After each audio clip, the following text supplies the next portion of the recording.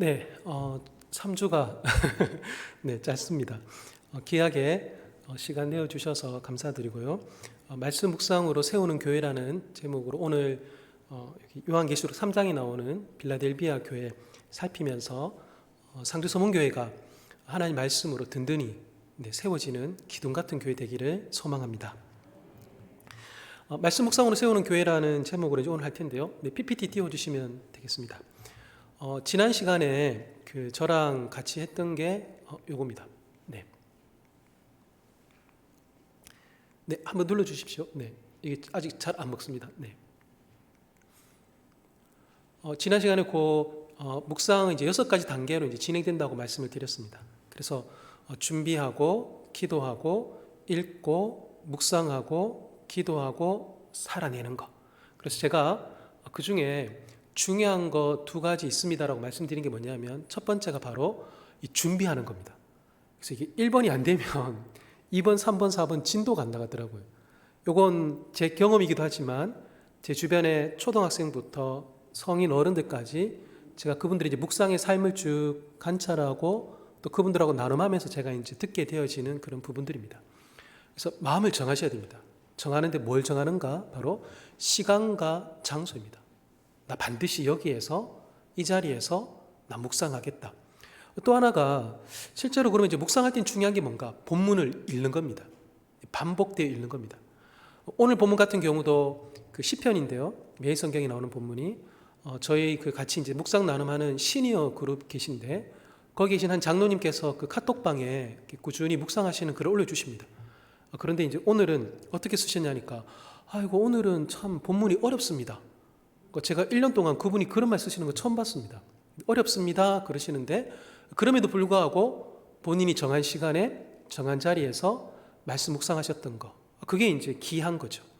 저희가 뭘 안다, 그리고 뭔가 열매를 얻는다, 무엇인가 소득과 이득과 그게 아니라 관계는 그게 아니지 않습니까? 관계는 그분 안에 거하는 겁니다. 갈수록 좋아지는 거죠. 그분의 그 말씀을 읽는 것 자체가. 그래서 우리의 삶이 걱정과 근심과 염려와 불안이 나의 인생의 주어가 되는 것이 아니라 하나님이 바로 내 삶의 주어가 되는 것이죠. 그래서 이걸 이제 제가 지난 시간에 성도님들한테 1번부터 6번까지 이렇게 말씀을 나눴습니다. 오늘은 좀 전에 읽으셨던 요한계시록 3장 말씀이 있습니다. 그 3장 말씀과 더불어서 지금 앞에 보시면 이제 사도행전 20장 32절 말씀이 있습니다. 사도 바울이 에베소 교회 장로님들에게 그 에베소 교회를 떠나면서 그가 했던 말인데요. 지금 내가 여러분을 주와 및 그 은혜의 말씀에 부탁하노니 그 말씀이 여러분을 능히 든든히 세우실 것입니다 라고 에베소 교회를 떠나면서 이렇게 메시지를 전하는 겁니다. 맞죠? 그 말씀이 여러분을 능히 든든히 세울 것입니다 라는 게 맞고 사도 바울이 가장 잘한 일입니다. 성도님들을 어떻게 해야 되는가? 바로 저거죠. 하나님 말씀으로 여러분들을 든든히 서도록 돕는 것. 그게 이제 목회자고 교회고 또한 우리 신앙의 선배님들이 우리 쫓아오는 신앙의 다음 세대를 보면서 행하시는 일이고 간절한 마음의 바람인 것이죠. 특히 또한 우리 자녀들, 10대들, 20대들, 다음 세대들이 하나님 말씀 앞에서 든든히 선다면 그거야말로 저희에게 더 큰 기쁨과 감사는 없을 것이다 라는 것입니다. 저 말씀은 2000년 전에도 유효했고 오늘을 살고 있는 우리에게도 유효합니다. 하나님 말씀이 우리를 능히 든든히 세우게 하신다라는 것이죠. 그래서 교회는 그거죠. 교회는 그 교회 안에서 진행되어지는 프로그램, 또한 사람, 목회자, 그걸 보게 하는 것이 아닙니다. 교회는 하나님의 말씀을 보게 하는 겁니다. 그 말씀을 풀고 그 말씀 속에서 살아 역사하시는 그 하나님을 만나도록 초대하는 그 시간과 그 장소를 그 삶의 여정을 함께 걸어가는 사람들, 그들이 바로 성도고 동력자들인 것이죠.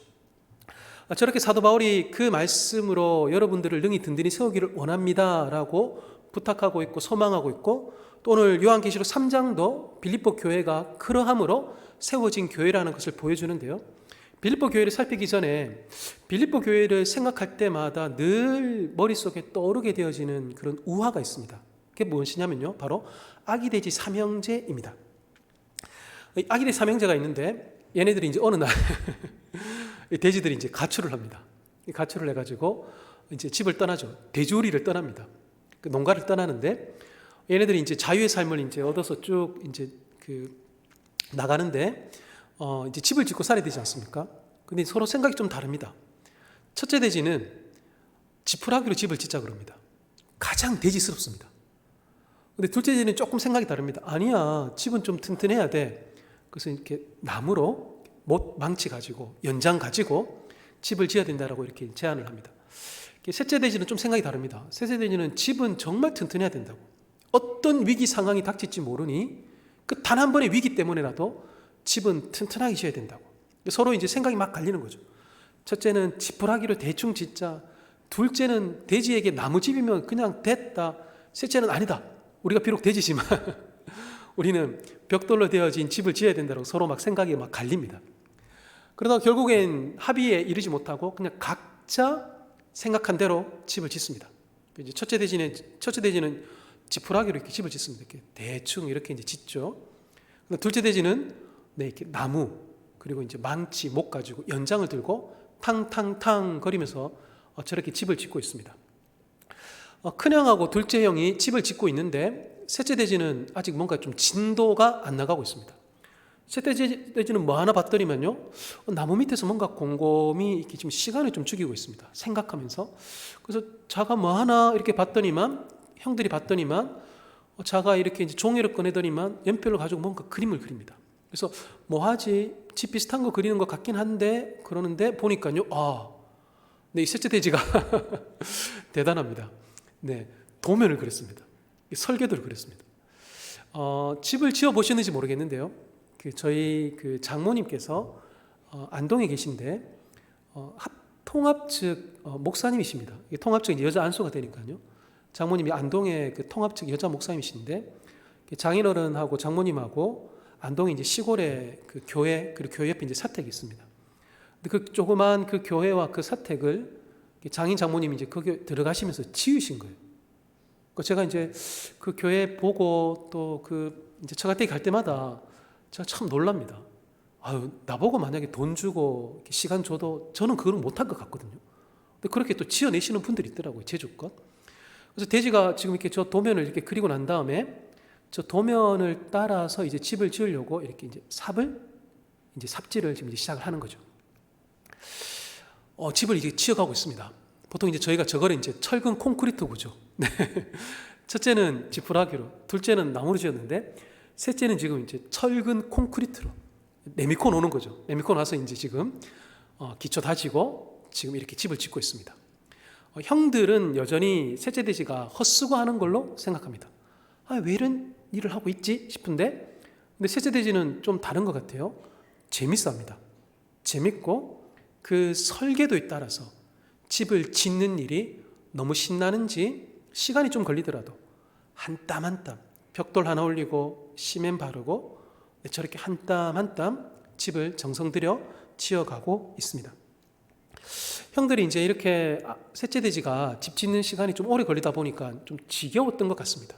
그래서 첫째 돼지의 그 지푸라기로 만든 집과 둘째 돼지의 나무로 만든 집이 서로 이렇게 보이는 가까운 거리에 있음에도 불구하고 셋째가 집 만드는 것까지 기다리기에 좀 실증이 났든지 서로 이렇게 이제 초대장 보내면서 가까이에 있음에도 불구하고 방문하여 저렇게 이제 티타임 가지고 있습니다. 차 한 잔 마시면서 쿠키 구운 거 가지고 이렇게 마시면서 서로 이렇게 이제 담아 나누고 시간 보내고 있습니다. 자, 드디어 셋째 돼지의 집이 완성이 됐습니다. 굉장히 보기에도 튼튼해 보입니다. 근데 이렇게 다 지었는데도 불구하고 이제 첫째 돼지하고 둘째 돼지는 여전히 부정적입니다. 아이고 겨우 이런 거 지었냐, 우리 집이 예쁜걸, 이렇게 이제 스스로 착각하지만 그래도 어떻게 하겠습니까? 셋째 돼지 집에 대해서 별로 만족스럽지 못한 게 형들의 마음이거든요. 자, 그런데 이제 문제가 뭐냐면 이 곳에 돼지 3마리만 살고 있지는 않더라라는 것이죠. 여기에 늑대가 있었습니다. 네. 늑대가 있었습니다. 근데 성도님들 여기 눈썰미가 되게 좋으신 분들이 있거든요. 제가 이제 수요 예배의 시간이니까 제가 저번처럼 이렇게 여쭤도 답을 잘 안 하실 것 같지만요. 여기 보면 첫째 돼지하고 둘째 돼지가 있는데 얘네들이 이제 가까이 있으면서 서로 잘 놀고 있는데 이 그림 딱 보시는 분들 중에서 저기 늑대 있네 딱 발견하시는 분들이 있습니다. 그래서 늑대가 어디 있냐면요, 둘째 대진의 집, 나무로 만든 집, 둘째 대지가 손을 이렇게 내밀고 있는데요. 그 손 내미는 그 뒷부분에 보시면 그 숲에 조그마한 그 형체를 가진 짐승 한 마리가 조그만 게 보입니다. 그 이제 늑대죠. 호시탐탐 노리고 있었던 겁니다. 그래서 어느 날 갑작스럽게 닥쳐온 위협이 아니라 기회를 노리고 있었던, 이 위협도 준비되고 있었던 위협이었던 거죠. 그래서 아우 그러면서 이제 드디어 이제 나를 잡았습니다. 이제 때가 되었다라고 이제 늑대도 생각한 거죠. 그래서 첫째 대진의 집을 먼저 공격합니다. 공격하는데 이제 문 열어라 그러는데 이제 문을 안 열죠. 근데 잘 아시는 것처럼 이렇게 후 해버렸더니만 이 지푸라기가 다 날아가 버립니다. 첫째 대진의 집은 간단하게 늑대가 그냥 끝내버립니다. 후 했더니만 끝나버립니다. 첫째 대지가 둘째 대진의 집으로 도망가는데 둘째 대진의 집은 후로는 안 끝나죠. 좀 더 이렇게 연장을 가지고 나무와 망치, 못으로 이렇게 만들었기 때문에. 그렇지만 이제 늑대가 완력으로 밟아버리니까 저 대진의 집은 이제 끝장나 버립니다. 그래도 튼튼하지만 늑대의 힘은 당연하지 못했던 거죠. 그래서 돼지들이 할 수 있는 방법은 이것밖에 없습니다. 이제 아기 돼지, 셋째 돼지 집으로 이제 도망가는 겁니다. 저 집으로 이제 도망가서 이제 문 닫고 딱 있는데 늑대가 문 열어라 그러지만 문 안 열죠. 그래서 늑대가 이번에도 후 하고 밟아보고 때려보고 차보는데도 불구하고 저 집은 끄떡이 없습니다. 튼튼한 거죠. 우리를 집어삼키는 위협 가운데 결코 당해내지 않을 수 있는 튼튼한 집안에 있기에 저 돼지들은 안전합니다. 잘 아시는 결론으로 저 늑대가 저기 보면 지붕에 꿀뚝이 있지 않습니까? 그래서 일로 들어가면 되겠다 해서 들어가지만 돼지들이 잘 대비하여 그 밑에 펄펄 끓는 물을 준비함으로 이제 늑대는 끝, 돼지들은 행복. 이게 이제 아이들이 보는 이제 아기 돼지 삼형제 이야기입니다. 지금 보시는 요 사진은 성도님들이 터키의 성지순례 가셔서 빌라델비아 땅에 가시면 저 배경으로 잘 사진을 찍으시는 바로 그 장소입니다. 빌라델비아 지역에 지금도 남아있는 그때 그 시절의 건축물의 기둥입니다. 좀 전에 읽으셨던 요한계시록 3장의 빌라델비아 교회, 이 빌라델비아 교회가 있는 이 빌라델비아 땅은 유명한 게 있습니다. 상주가 꽃감으로 유명한 것처럼 빌라델비아는 무엇으로 유명하냐면요, 지진으로 유명합니다. 그래서 터키, 일본 이런 데 이제 지진이 한 번씩 오지 않습니까? 그래서 이렇게 한번 지진이 싹 오면 모든 것이 무너집니다. 몇 년 전에 경주에서 지진 났을 때 제가 대구에 있을 때 그때 몇 번 제가 이렇게 느꼈는데 그 진도 한 4, 5 되는데도 굉장히 공포스럽습니다. 저 땅 깊은 곳속에서 울려오는 그 진동을 제가 땅에 서 있을 때, 잔다고 누웠을 때 제가 느꼈는데요, 너무너무 공포스럽습니다.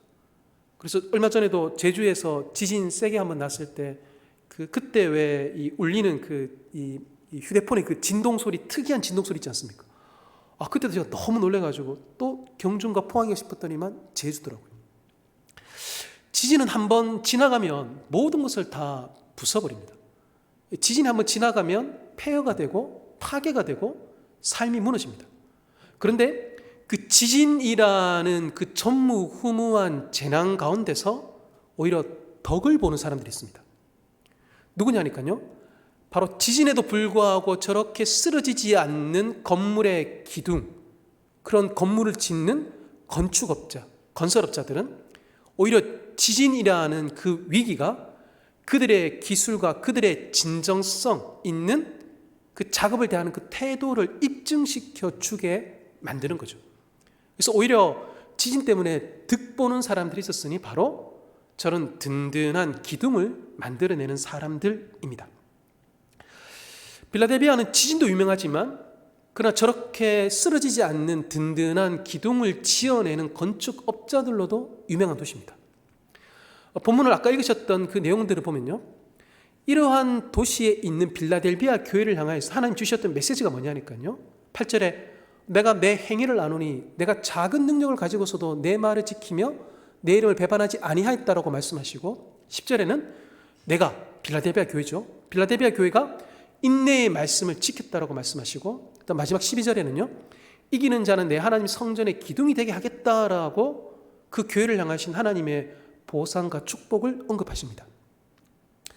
8절에 보시는 것처럼 빌라델비아 교회는 작은 능력을 가지고 있었던 교회입니다. 근데 저기 나오는 그 작다라는 이 단어는 겸손할 그런 단어가 아닙니다. 실제적인 의미를 가진 단어입니다. 그래서 저 8절에 나오는 저 작다라는 단어가 신약 성경에 어디에 쓰이냐니까요. 저 헬라어가 성도님들 그 성경에서 제일 작은 시, 겨자씨이지 않습니까? 가장 작은 시라고 겨자씨를 묘사할 때 저 헬라어가 쓰입니다. 그리고 누가복음 19장에 보면 삭개오가 등장합니다. 삭개오는 키가 작았던 사람입니다. 그래서 성경 주석을 보면 삭개오의 키가 150이었다라고 적혀져 있는 주석들을 보게 됩니다. 그만큼 키가 작았다는 거죠. 삭개오의 키가 작다라고 묘사할 때 바로 저 단어가 쓰입니다. 저 말은 우리 교회는 작은 교회예요라고 겸손하게 표현하는 것이 아니라 진짜로 빌라델비아 교회는 작았다는 겁니다. 작은 교회. 요즘으로 치면 내비게이션에 그 교회 이름을 눌러도 그 교회가 검색되지 않는 교회인 거죠. 그래서 홈페이지 당연히 없겠죠. 주차장 당연히 없겠죠. 목사님 그 교회 어디입니까? 그러면 목사님이 이제 주소 가르쳐 주시면 문자 보내주시면 그 문자로 내비게이션에 이제 찍어서 가야 되는 교회. 상주소문교회는 검색하면 당연히 나옵니다. 웬만한 교회들은 건물 가지고 있는 교회들은 그 교회 이름 딱 치면 내비게이션에 다 검색이 됩니다. 그런데 내비게이션에 검색되지 않는 교회, 홈페이지도 없는 교회, 당연히 이제 페이스북도 없고 그리고 유튜브에 주일날 예배했던 영상도 올라가지 않는 교회, 작은 교회죠. 내가 이 동네에 30년, 40년 살았던 토박임에도 불구하고 상주에 그런 교회가 있어요? 라고 내가 처음 듣는 바로 그 교회. 그게 바로 빌라델비아 교회인 거죠. 그런데 빌라델비아 교회가 정말 작은데도 불구하고 하나님께서 그 교회에 주시는 상급이 있습니다. 뭐냐니까요? 성전의 기둥 같은 교회가 되게 하겠다라는 겁니다. 그러니까 빌라델비아 교회는 기둥 같은 교회인 겁니다. 규모는 작지만 재정도 작고 인력도 작고 가진 것이 없지만 그러나 하나님은 그들을 향하여서 어떻게 말씀하시냐니까요. 너네 빌라델비아 교회는 기둥 같은 교회라고 말씀하시는 겁니다. 상주의 기둥 같은 교회고 대한민국의 기둥 같은 교회고 온 우주 가운데 있는 하나님의 나라를 지탱하는 기둥 같은 교회. 그 교회가 바로 작디 작은 빌라델비아 교회, 바로 그 교회였던 것이죠. 자, 그럼 하나님은 왜 이 빌라델비아 교회로 하여금 기둥 같은 교회가 되게 하겠다라고 말씀하셨을까요? 바로 여기에 답이 있습니다. 그 교회가 작음에도 불구하고 했던 어떤 일이 있습니다.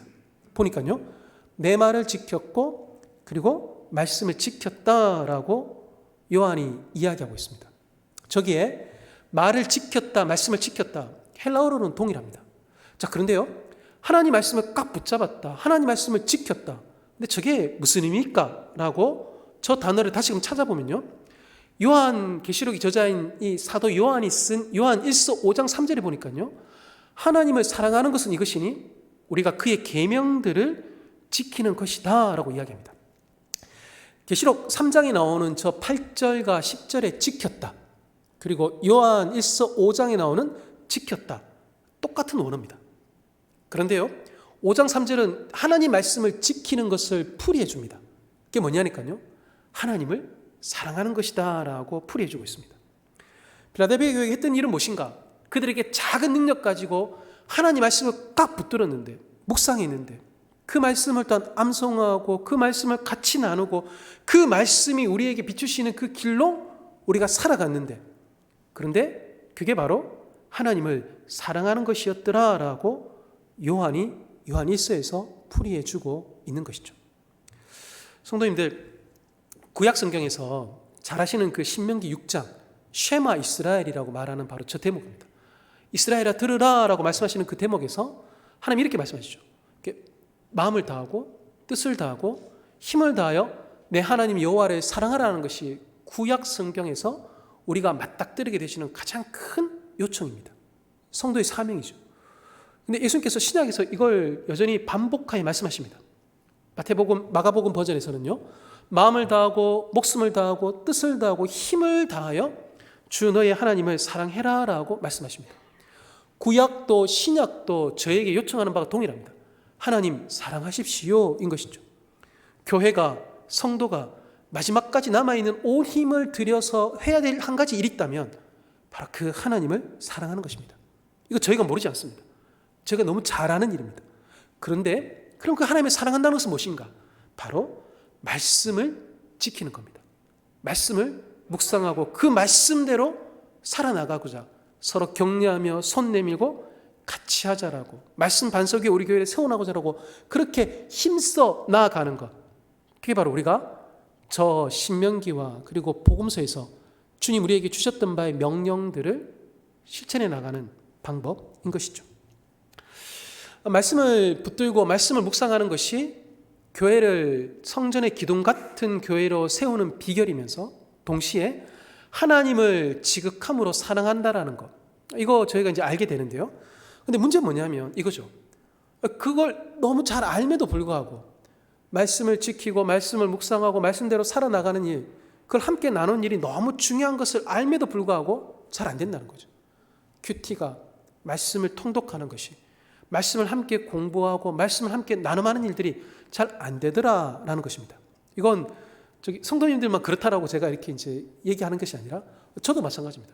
저도 몸으로 애써 지켜내지 않으면 조금 피곤하다고, 조금 지쳤다고, 조금 마음 상한 일이 있다고, 오늘 조금 일찍 일어나지 못했다고 그렇게 말씀을 외면하고 싶은 그 마음의 본능, 이게 저희 가운데 있는 거죠.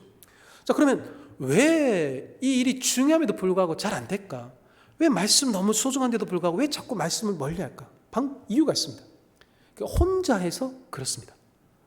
답은 여러 개를 찾을 수 있겠지만, 그러나 그 중에 제가 반드시 드리고 싶은 답은 뭐냐니까요, 혼자 해서 그런 겁니다. 이걸 조금 바꾸면요, 같이 하는 데에 비결이 있더라라는 것이죠. 지금 보시는 이 성경 본문은 마가복음 2장입니다. 왼쪽 사진에 보시면 이제 예수님께서 한 사람을 지금 찾아가셨는데요. 저 사람이 누구냐면 마태복음의 저자 레위 마태입니다. 이 사람이 이제 세금 공무원이었습니다. 예수님께서 이 마태를 찾아가셔서 만나시는 장면입니다. 본문에 보시면 예수님께서 이렇게 말씀하시거든요. 나를 따르라라고 말씀하십니다. 그러자 이 마태가 벌떡 일어나 따릅니다. 이거 별로 이상하지 않습니다. 근데 제가 이제 이 본문 보다가 제가 던졌던 질문이 있습니다. 하나님, 왜 마태를 편애하시냐고. 무슨 말이냐면요, 아니 왜 베드로 같은 경우는 나를 따르라 하시니 모든 것을 버려두고 예수를 따랐다 나오는데, 근데 이 마태 세금 공무원 좀 부자였을 것 같고 돈이 좀 많았을 것 같은데 왜 이 사람은 모든 것을 버려두고 예수를 따랐다는 말이 안 나오는 겁니까? 복음서에 안 나오거든요. 마가복음만 아니라 다른 복음서에 예수님께서 저 마태를 만나는 장면에 저 장면 속에서 모든 것을 버려두고 쫓았다는 게 나오지 않습니다. 왜 그럴까요? 왜 그럴까? 왜 마태를 편애하세요? 제자도에 대한 부르심이라면 동일해 되지 않습니까? 모든 것을 버려두고 쫓은 베드로처럼 그걸 기준 삼아야 되지 않습니까? 제가 이제 이 본문을 제가 곰곰이 보다가 제가 이제 발견한 게 있습니다. 뭐냐니까요, 바로 저겁니다. 예수님께서 나를 따르라고 말씀하시고 마태가 일어나 예수를 따르는 그 본문 앞과 뒤에 유독 나오는 한 장면이 있으니 바로 앉아 있다라는 요 단어입니다. 자, 그런데 보시면 저 단어가 없어도 내용이 전개되는 데에 아무런 문제가 되지 않습니다. 보시면요, 14절에 지나가시다가 알페의 아들 레위가 세간에 있는 것을 보시고 해도 아무 문제 되지 않습니다. 근데 유독 성경은 앉아 있는 것을 보시고, 또 15절에도 그의 집에서 잡수실 때 해도 되는데요, 앉아, 이걸 굳이 넣은 거죠. 그래서 그 15절에도 함께 앉았으니라고 나옵니다. 제가 여기 좀 이상해가지고 이거 없어도 되는데 왜 굳이 그것도 반복하여 적어뒀을까? 그럼 거기 보통 답이 있거든요. 제가 이걸 찾아보니까요, 저희 말로는 그냥 앉았다인데, 근데 이게 이제 영어 성경이나 아니면 이제 원어 성경을 찾아보면 예수님께서 나를 따르라 하시니 일어나 따르니라라는 요 예수님을 만나는 요 앞에 마태가 앉아 있는 것은 단수입니다. 그런데요, 예수님 만나고 나서 예수님을 일어나 따르고 난 다음에 앉아 있는 것은 정황적으로 봐도 그러한데요, 원어적으로 봐도 복수입니다. 저 그림 되게 잘 그린 거죠. 예수님 만나기 전인데 마태가 지금 혼자 저 테이블에 앉아 있습니다.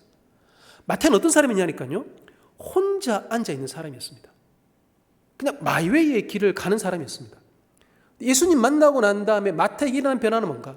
혼자의 삶이 아니라 복수, 사람들과 더불어 앉아서 함께 살아가는 삶으로의 변화, 그게 마태에게 일어났던 예수님을 따르면서 생긴 변화인 거죠. 독불장군 스타일이 좀 있습니다. 나는 그냥 나의 길을 간다가 있습니다. 너 그냥 쫓아올 거면 쫓아오고, 그냥 못 쫓아올 거면 그냥 너 알아서 해. 나는 내 길을 가. 그게 아니라는 거죠. 혼자 있는 삶에서 더불어 함께 앉아있는 삶으로 살아내는 것, 그게 예수님께서 마태에게 요구하신 겁니다. 성도님들, 그 코로나 되면서 그 MBTI 같은 그런 이제 성격 유형의 검사들이 더 많이 보편화됐습니다. 저의 성격 유형은 뭐냐면 MBTI 16가지 성격 유형 중 저는 이제 ISTJ입니다.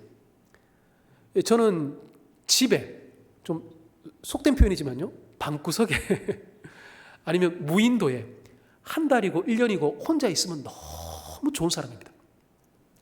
저는 그냥 혼자 있는 게 마냥 좋은 사람입니다. 그런데 주님이 저에게 주셨던 복이 있다면, 네, 복입니다. 집에 무려 애가 5명입니다. 오늘도 보니까 통계 수치가 발표됐는데 작년 저희 출산율이 0.81명이잖아요. 그러니까 저는 혼자 있는 게 너무 좋은 사람인데 애가 5명이고 막 시끄럽습니다. 제가 집에 있으면 제일 많이 하는 말이 있습니다. 좀 조용히 살자. 혼자 있는 게 너무 좋은 사람인데요, 혼자서 무인도 가서 제가 1년이고 살 수 있습니다. 근데 하나님 저를 그렇게 두시지 않는 거죠. 하나님 저에게 요청하시는 제자도가 있다면 너의 본성은 그럴지 모르겠지만 그러면 안 된다는 겁니다. 베드로가 모든 것을 버려두고 예수를 쫓았다면, 제가 해야 될 거 있다면, 저 마태가 될 게 있다면, 또한 성도님들이 하셔야 될 일이 있다면 혼자서 나의 길, 나의 신앙을 챙겨나가는 것이 아니라 내 옆에 있는 사람들은 어떠한지, 지금 나 혼자 앉는 것이 아니라 더불어 함께 앉아 나아가자라고 사람들을 챙기고 섬겨나가는 것, 그게 바로 예수를 따르는 예수의 제자들의 모습이더라라는 것이죠. 너무 잘 아시는 성경 구절입니다. 데살로니전서 5장에 항상 기뻐하라, 쉬지 말고 기도하라, 범사에 감사하라, 이는 그리스도 예수 안에서 우리를 향하신 하나님의 뜻이니라 라는 성경 구절입니다. 굉장히 유명한 성경 구절입니다. 항상 기뻐하라, 쉬지 말고 기도하라, 범사에 감사하라, 이걸로도 뭔가 이렇게 확 느낌이 옵니다. 그런데 바울은 여기에다 덧붙였습니다. 기뻐하라, 쉬지 말고 기도하라, 네, 이것이 그리스도 예수 안에서 너희를 향하신 하나님의 뜻, 이러면서 여기다 하나님의 뜻이라고 붙이다 보니까 더더욱 이 구절이 굉장히 무게감 있게 다가옵니다. 자, 그런데요, 이 구절을 보다가 제가 또 질문 드린 게 있습니다. 아유, 주님, 이 너무너무 유명한 구절에 항상 기뻐하라, 쉬지 말고 기도하라, 범사에 감사하라, 너무 유명한 구절이지 않습니까? 찬양도 부르고. 근데 여기에 목적어를 적어주셨으면 더 좋았을걸요.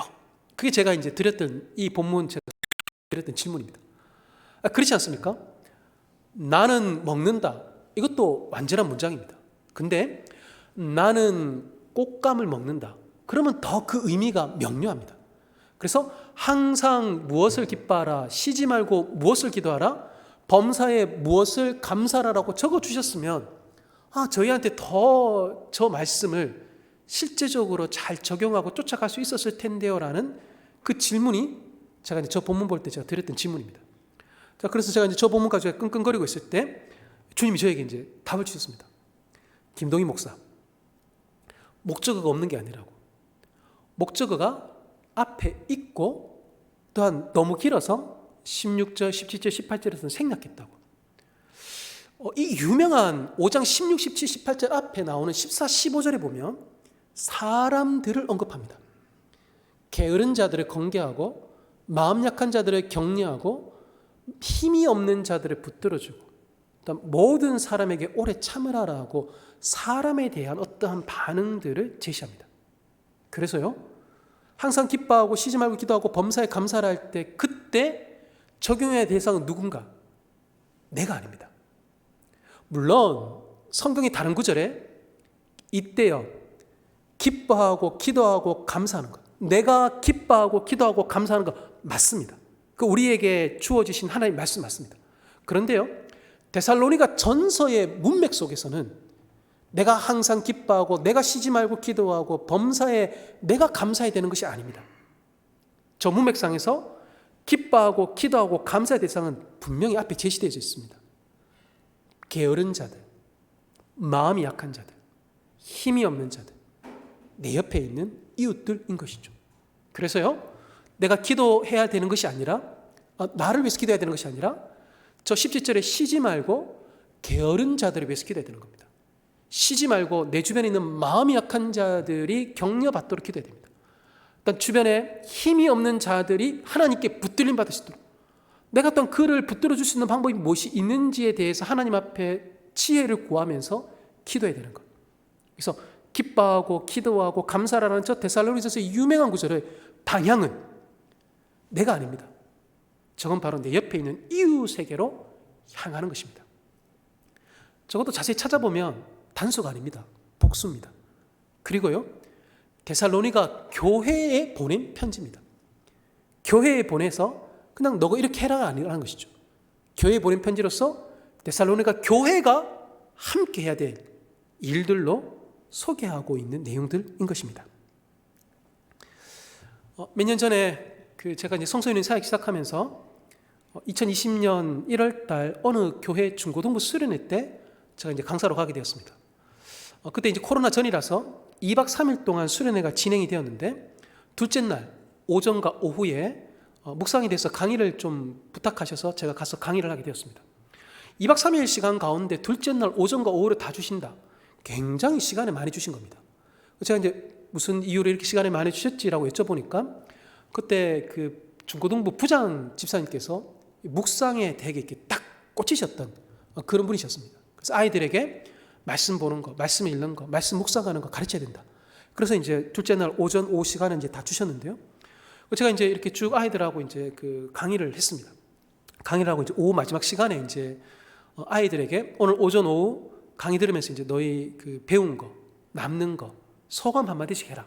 그리고 뒤에 부장 집사님도 계시고 너희 담당 목사님도 계시니까 1월 초니까 너희 지금 이제 방학이니까 지금 이제 2월 말까지 너희 방학 기간 동안 내가 큐티를 계속 하기 위해서 도움이 필요한 게 있으면 말하라고. 그러면 이제 아마 뒤에 계신 부장 집사님하고 그리고 담당하시는 목사님께서 이제 도와주실 거라고. 그랬더니만 그 부장 집사님하고 담당하시는 목사님하고 이제 얘들아 우리가 도와줄게 막 그러신 거예요. 그래서 뭘 얘기하시냐니까요.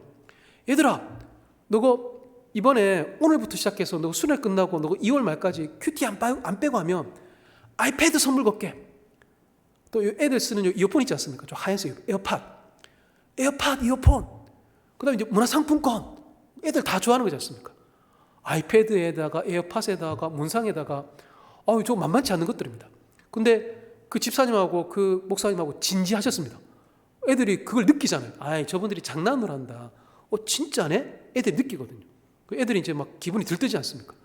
그래서 너희 지금 오늘 좋겠다 싶은 마음에 이제 제가 이제 아이들에게 이제 한 명 한 명 이제 소감을 제가 이제 말하라고 마이크를 넘겼습니다. 소감 얘기해도 되고 너희 진짜 저거 아이패드 등등 얘기해도 된다고. 첫 번째 마이크 딱 넘겨받은 그 고등학교 2학년 여자가 있습니다. 제가 걔 잊혀지지 않는데요.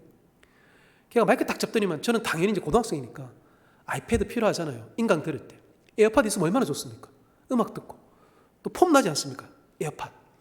근데 얘가 당연히 그걸 얘기할 줄 알았는데 그 고등학교 2학년 그 여자애가 마이크를 딱 잡더니만 첫 번째 얘기하는데 목사님 그리고 저 뒤에 계신 집사님 저희가 오늘 1월 초부터 2월 말까지 방학 동안 빠지지 않고 저희가 큐티를 하게 도와주시려면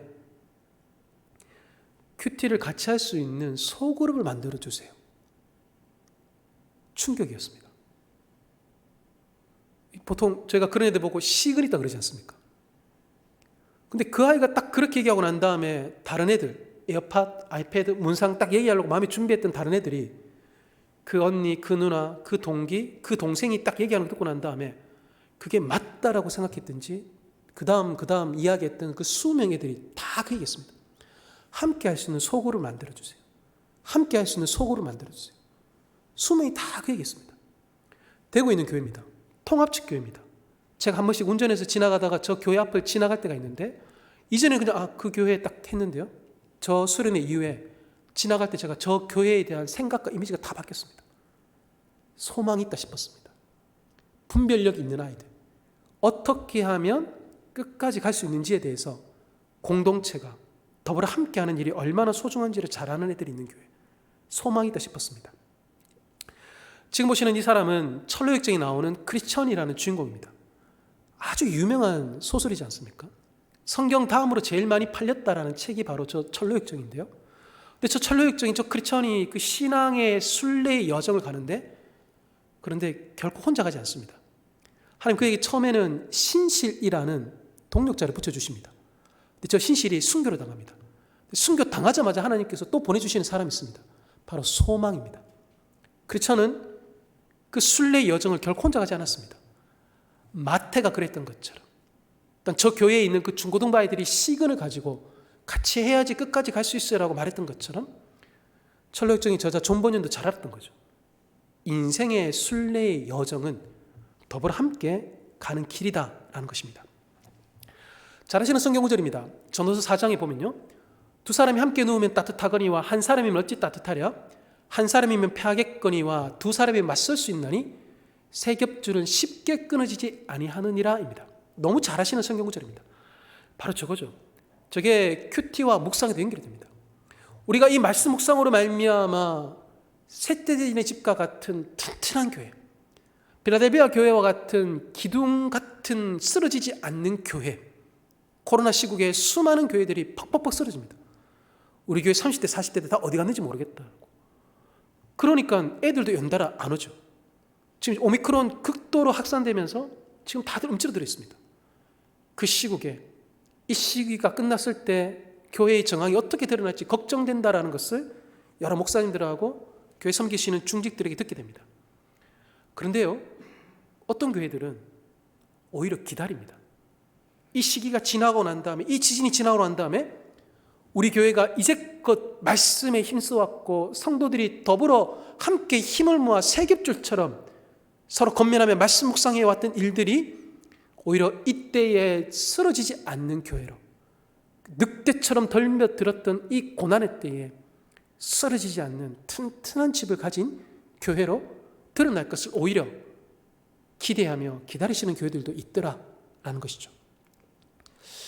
공동체라는 지지대가 묵상에도 반드시 필요합니다. 결코 혼자 갈 수 있는 길이 아닙니다. 더불어 함께 가야 될 길이 바로 묵상의 길인 것이죠. 그래서요, 제가 이거 첫 번째 시간에 보여드렸던 사진입니다. 제가 나무젓가락 같은 존재로 다른 누군가를 돕고 섬긴 바로 그 자리에 성도님들이 계셔야 됩니다. 주님 마태를 그렇게 부르셨던 것처럼, 주님이 세워진 지 3주 지나고 나서 바울이 떠날 수밖에 없었던 그 약한 교회를 향하여서 주변에 있는 연약한 자들을 위하여서 기도하고 기뻐하고 섬기며 그들 가운데 일어나는 일들로 감사케 되어지는 교회가 되기를 바랬던 것처럼, 우리의 교회가 상주수문교회 성도님들이 저 역할을 하셔야 되는 거죠. 나무젓가락처럼 그 자리에 계시면서 버텨주시면서 다른 누군가가 성장하고 자랄 수 있게끔 만들어주시는 것, 그게 바로 우리 교회를, 기둥 같은 교회를 세워나가는 방법인 것이죠. 그래서 저거 꼭 하셔야 됩니다. 같이 해보자라고, 같이 하자라고. 뭐 알아서 하시겠지? 아닙니다. 아이들도 그렇고 성인들도 그렇고 마찬가지입니다. 같이 하자, 같이 하자 얘기해야 됩니다. 성도님들 그 복음을 전하면 예수님은 이제 그 전에 그 로또 당첨될 확률 있지 않습니까? 그 보통 왜 이제 벼락 맞을 확률이라 그러지 않습니까? 뭐 수천억 분의 1이다 이렇게 얘기하지 않습니까? 요즘 이제 전도될 확률, 정말 잘하면 10번 전도하면 한 번 정도 열매 맺는다. 되게 요즘으로 보면 열매가 좋은 겁니다. 로또 확률 정말 낮죠. 근데 그 로또 확률보다 좀 더 높은 게 이제 복음을 전할 때 열매 맺을 확률입니다. 그런데 제 이제 작년 1년 통계입니다. 제가 작년 1년 코로나 상황 가운데서 현장에서 나눔 모임 할 수 없었는데 다 줌으로 나눔 모임 하는데, 집사님, 권사님, 장로님, 누구누구 자매, 누구누구 형제 같이 줌으로 묵상 나눔 모임 해볼래요라고 제가 기도하며 권했던 사람들이 있습니다. 그들 중에 네, 목사님 같이 한번 해볼게요라고 저한테 오케이 하면서 응답해 주신 비율이 몇 퍼센트인지 아십니까? 90%입니다. 90%. 제가 무작정 찌르진 않았습니다. 기도해보고 그분의 반응을 보고 또 그분이 하시는 부탁이나 또 그분과의 관계 가운데 제가 잘 분별하면서 이때다 싶은 마음이 들 때 제가 이렇게 정중히 제안 드렸습니다.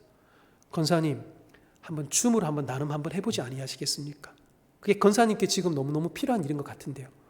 아이고 목사님, 나 일주일만 좀 시간 달라고. 네, 기도해보고 그렇게 결정할게요.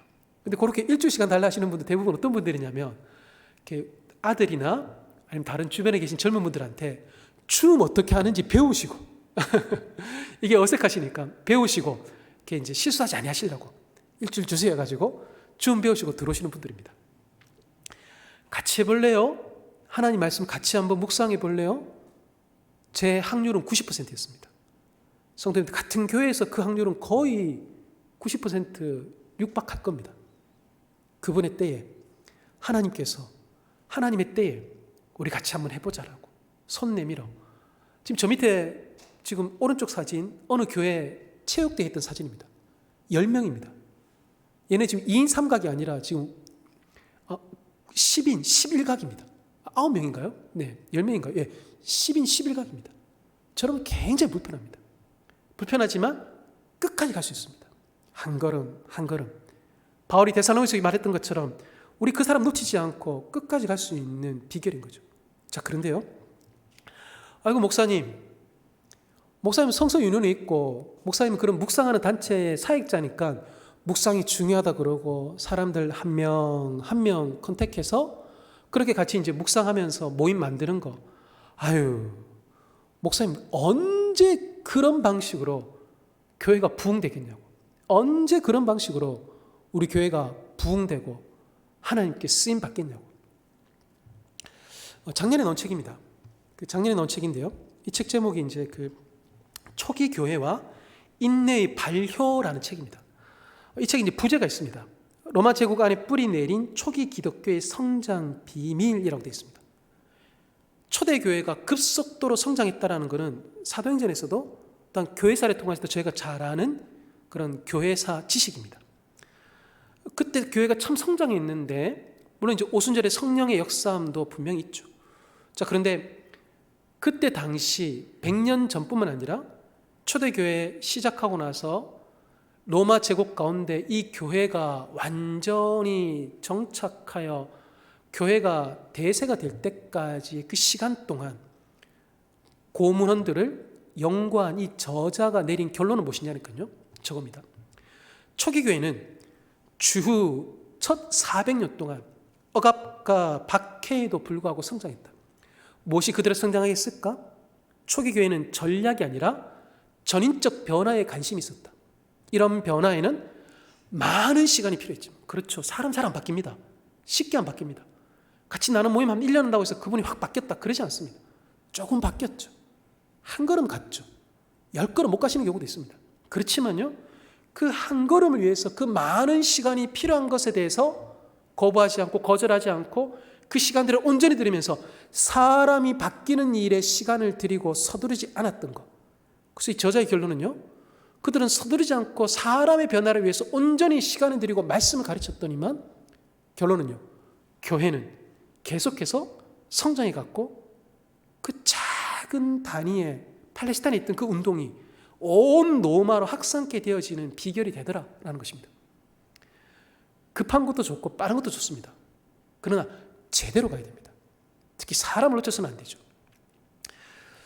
요한복음 그 묵상이 이제 1월달, 2월달 있었는데요. 저는 이번 1, 2월달 요한복음 묵상 보는 중에 이 요한복음 4장에 나오는 그 사마리아 여자를 만나시는 장면이 굉장히 인상적이었습니다. 왜 그러냐면요, 사마리아 여자를 만나시는 것은 4장인데 그 4장 사마리아 여자를 만나기 앞에 요한이 예수님에 대해서 이렇게 얘기합니다. 하나님이 보내신 분이시다. 예수님이 이렇게 소개합니다. 또한 요한이 예수님을 성령을 한량없이 부어주신, 그러니까 성령을 한량없이 부음 받으신 분이라는 거죠. 그래서요, 예수님을 만물을 다 그의 손에 주신 분이다 라고 소개합니다. 어마어마하지 않습니까? 하나님 보내셨고 성령이 한량없이 부어지셨고 만물이 다 그의 손에 있는 분이다라는 거. 어마어마한 일입니다. 자, 그런데요, 이런 어마어마한 분으로 예수님을 소개하는데, 그러고 난 다음에 4장에서 딱 뭐가 나오는가? 사마리아 여자를 만나는 겁니다. 근데 그 사마리아 본문 4장에 딱 성경이 이렇게 합니다. 사마리아 여자 한 사람입니다. 예루살렘 종교 지도자 수백 명이 아니라 사마리아 여자 한 사람입니다. 결코 전략적이지 않습니다. 그런데요, 저게 예수님의 방식입니다. 결코 전략적이지 않습니다. 바울이 아까 보셨던 그 데살로니가서 5장에서 게으른 자, 마음이 약한 자, 힘이 없는 자, 결코 전략적이지 않습니다. 전략적이라면 의사, 판사, 시의원 이런 분들 겨냥이 됩니다. 연간 수입이 억대. 근데 절대 그렇지 않다는 거죠. 예수님은 사마리아 여자 한 사람입니다. 소자 한 명을 통하여서 하나님의 나라를 보신 분이시는 것이죠. 사람을 놓치지 않고 그 사람을 붙들고 그 사람을 통하여서 한 걸음 한 걸음 말씀으로 세워나가는 것. 그게 바로 교회가 하나님 앞에 칭찬받아 기둥처럼 되어져가는 비결이더라라는 것이죠. 자, 제가 거의 마지막으로 꼭 드려야 될 내용입니다. 뭐냐면, 아이고 목사님 그렇게 나는 모임을 한다. 그럼 그 나는 모임에서 뭘 해야 돼요? 그 실제적인 아마 이제 단임 목사님이나 또 여러 이제 목사님들 통해서 성도님들이 이제 앞으로 익혀 나가시는데요. 제가 꼭 드릴 말씀이 있습니다. 그게 뭐냐면, 현장에서든 아니면 온라인에서든 나는 모임 하실 때 요거 한 가지 꼭 기억하셔야 됩니다. 이게 나는 모임을 흥황케 하는 비결입니다. 뭐냐니까요? 바로 경청입니다. 저 타자의 추방이라는 책은 한병철이라는 교수님이신데, 저분이 이제 그 피로사회라는 책으로 되게 유명해졌던 분이십니다. 근데 저분이 이제 타자의 추방이라는 책에서 이렇게 얘기하십니다. 경청은 공간이다. 그 공간에서 타자로 하여금 비로소 말하게 한다. 그러면서 치유가 일어나고 공동체가 만들어진다라고 얘기합니다. 아, 저분 신학자 아닙니다. 철학 교수입니다. 철학자입니다. 근데 철학자인데 저 책에 나오는 저 내용만큼은 좀 완전히 신학자, 목회자가 한 이야기와 별반 다르지 않습니다. 경청을 한다는 것은 공간을 만들어주는 겁니다. 그 공간 속에서 사람들이 들어오게 합니다. 그 공간 속에서 치유가 일어나게 하고 그 만들어진 그 공간 속에서 공동체가 형성되게끔 하는 힘이 경청 가운데 있습니다. 근데 경청이 되게 힘듭니다. 왜 그러냐면요, 저희는 1분에 200단어를 이야기할 수 있습니다. 그런데요, 저희 귀는 1분에 800단어를 들을 수 있습니다. 그러니까 앞에 있는 사람은 아무리 힘써 말해도 1분에 200단어를 말하는데, 나는 그보다 4배나 더 큰 능력으로 800단어를 소화해낼 수 있다 보니까 내가 대충 들어도 내 능력을 조금만 써도 4분의 1만 써도 그 사람이 애써서 힘써서 하는 말들을 다 이해할 수 있더라라는 것이죠. 그러니까 경청 잘 하지 않는 거죠. 내 능력 조금만 써도 되니까. 그래서 경청하지 않는다는 것은 내 능력을 다 쓰지 않는다는 거고, 내가 최선을 다해서 마음과 뜻과 힘을 다해 내 목숨 다해서 이웃 사랑해야 되는데요, 그처럼 내가 하지 않는다는 거죠. 그래서 경청은 애쓰는 겁니다. 대충 들어도 다 이해합니다. 그런데 혹 한 단어라도 놓칠까 싶어서 800단어를 들을 수 있는 내 능력을 다 발동시키는 겁니다. 그게 바로 경청이죠. 제가 1년 동안, 작년 1년 동안 온라인 모임하면서 21살부터 74세 권사님까지 수십 명과 제가 다양한 그룹에 나는 모임을 하면서 제가 들었던 칭찬이 있습니다. 그게 뭐냐면 그겁니다.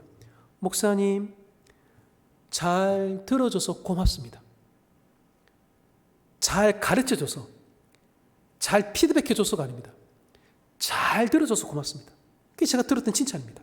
성도님들, 경청은 공간을 만들고 경청은 공동체를 만듭니다. 그래서요, 상주서문교회가 함께 묵상한다 하실 때 힘써야 될 일이 있다면 경청하는 겁니다. 이 말은 평가 내리지 말라는 겁니다. 이 말은 너무 일찍 가르침의 태도로 임하지 말라는 겁니다. 들어주고 기다리라는 거죠. 그럴 때 초대교회처럼 더디 보이지만 그런 놀라운 일로 하나님께서 그 모임과 그 교회에 복 주실 것이다 라는 것이죠. 지금 보시는 사진은 저희 가족 사진입니다. 저희 동생네랑 아버지 살아 계실 때 저희가 이제 뭐 여러 쪽에 같이 이제 뭐 좀 놀러 가면서 찍었던 사진인데요. 위에 사진은 2016년에 찍었던 사진입니다. 밑에 사진은 2019년에 찍었던 사진입니다. 가족 사진인데, 근데 지금 보시는 사진은 2020년에 찍었던 사진입니다. 저희 아버지께서 주님께로 가셨습니다. 2020년에. 그때 장례식장에서 저희 동생네 교회 목사님하고 성도님 오셔서 같이 예배 드릴 때 찍었던 사진입니다. 2020년 7월 달 아버지께서 소천하셨는데요. 사진에서 보시는 것처럼 마스크 쓰고 있습니다. 그 전날 장례하는데 3일 내도록 비가 왔습니다. 그런데 제가 이제 상주로서 제가 장례를 이렇게 치르는 동안 저희 이제 방문해 주시는 분들에게 제가 아는 분들, 모르는 분들, 제가 그분들 보면서 계속 했던 생각이 있습니다. 뭐냐면, 아니, 왜 이분들은 왜 오셨지? 왜 오셨지? 코로나인데, 그리고 비도 오는데, 왜 이렇게 오셨지? 그게 제가 조문객들 맞으면서 상주인데도 불구하고 제가 가졌던 제 질문이었습니다. 근데 제가 그때 하나 깊이 깨달은 게 있었습니다. 저희 그 방문해 주셨던 분들 중에 제일 멀리서 오신 분이 일산에서 오신 분입니다. 나이가 이제 60대신 분이신데요. 대중교통으로 비 오는데 내려오는데 5시간, 1시간 계셨다가 올라가는데도 5시간. 왜 오셨을까? 왜 오셨을까? 그때 제가 깨달은 건 뭐냐니까요. 왼쪽은 저희 가족 사진입니다. 오른쪽에 돌아가신 분 저희 아버지입니다. 이 아버님의 죽음이 당신들 가족만의 이야기가 아니다는 거죠. 내가 상주를 잘 모르지만 찾아뵙고 같이 예배드리고 같이 함께 이 시간을 보내주는 것은 당신 가족의 아버지의 죽음은 당신들 가족만의 이야기 아니라 바로 우리의 이야기입니다. 우리 교회의 이야기입니다. 동생네 교회의 이야기이고 제가 섬기고 있는 교회의 이야기입니다. 또 저의 먼 직장 동료들이 저희 아버지 단 한 번도 뵌 적이 없지만 우리의 이야기입니다라고 그 비 오는 날 마스크 쓰고 찾아주신 것이죠. 저겁니다. 나의 이야기와 너의 이야기와 하나님의 이야기가 만나는 것. 저게 바로 묵상입니다. 그러므로 말미암아 나의 이야기, 너의 이야기로 끝나는 것이 아니라 우리의 이야기가 만들어지는 것. 저게 바로 묵상 나눔에서 일어나는 역동인 것이죠. 그래서요, 상주서문교회가 나와 너와 그리고 하나님의 이야기가 만난다면 바로 저 교회가 기둥 같은 교회로, 쓰러지지 않는 교회로 세워지는 것이죠. 그래서요, 바로 늑대가 오더라도 지진이 오더라도 요동치 않는 하나님의 교회로 세워지는 겁니다. 말씀으로 더불어 함께 그 일을 행할 때 바로 저런 교회들로 세워져 가더라라는 것이죠. 제가 3번 시간 주셔서 제가 성도님들에게 수요 예배 시간을 빌러 이 묵상에 대해서 말씀을 드렸습니다. 첫 번째 시간에 묵상의 정의를 좀 다뤘습니다. 묵상은 세 사람 새로운 이야기다라고 말씀을 드렸고요. 또한 지난 시간에는 묵상 이렇게 합니다라고 말씀드리면서 6가지 묵상 순서에 대해서 말씀드렸고, 오늘은 묵상의 그 나눔, 또한 그 묵상을 또한 함께 할 때에 교회에 어떤 은혜가 주어지는가를 나누었습니다. 그래서 묵상은 새로운 이야기를 초대합니다. 그래서 준비하시는 거 굉장히 중요합니다. 또 반복해서 읽는 것이 바로 중요한 묵상의 방법입니다. 그건 바로 우리가 하나님 사랑하는 것이고 그 일을 함께 할 때에 주님 우리를 단단하게 세워져 갈 것이다 라는 것이죠. 묵상의 여정의 책에서 이렇게 초대하고 있습니다.